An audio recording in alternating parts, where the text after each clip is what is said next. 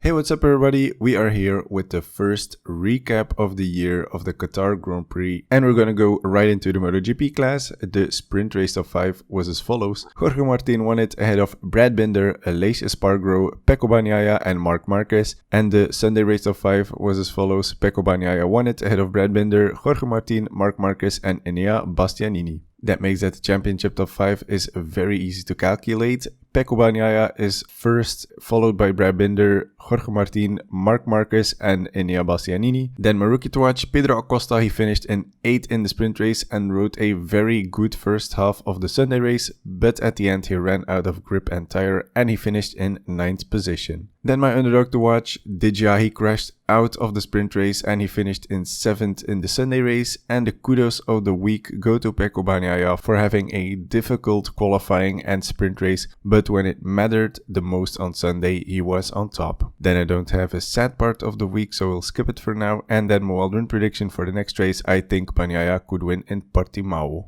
Then moving over to the Moto2 class, the race of 5 was as follows. Alonso Lopez won it ahead of Barry Baltus, Sergio Garcia, Ayogura and Manuel Gonzalez. That makes that the championship top 5 is exactly the same. Alonso Lopez leads it ahead of Barry Baltus, Sergio Garcia, Ayogura and Manuel Gonzalez. Then my rookie to watch, Dennis Onchu, took home a point in 15th on his Moto2 debut, and my underdog to watch, Manuel Gonzalez, was back in 5th position, so a solid race from the Spaniard. Then the kudos of the week go to Barry Baltus. I mean, I gotta pull the patriotic card here and I'm very proud of our fellow Belgian. Nobody expected it and he delivered. On top of that, he was only 55 thousandths of a second of the win. But might I add, he had a very good qualifying and so did Zonta van der Hoorberg, his teammate. They both were very good in the free practices and in the qualifyings. Then the sad part of the week was the crash and injury of Jake Dixon in the second practice session. We hope we can see him back in Portugal.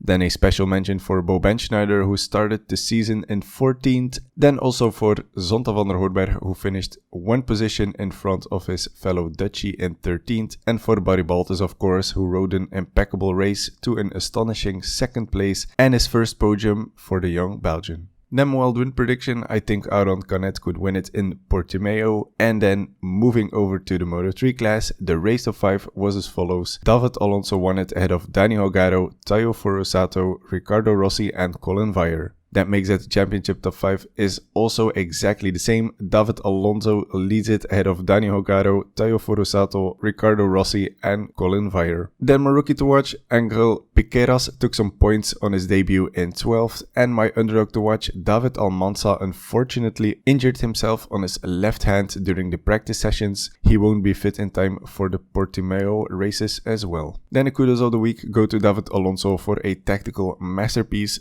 just sitting in the first group and pulling the trigger on the last lap. Very well done. Also very sad for Dani Holgado, who led most of the race and then got overtaken in the final lap. Then the sad part of the week was a crash of Jose Antonio Rueda, who took out Ivan Ortola with him in his crash. Both riders are luckily okay. Then a special mention for Colin Veijer, who rode a solid race to finish in 5th. And my wild win prediction for Portimao, I think Dani Holgado could win it. So that was it for me today. I hope you enjoyed it. Please leave a like, subscribe, all that stuff. If you have any comments, any feedback, please leave them in the comment section down below if you want to talk about the race or MotoGP. I will very happily answer. So I'm going to leave you until the next one. See you after the Portimao Grand Prix. I hope it's going to be another good one. See you in the next one. Stay safe. Goodbye.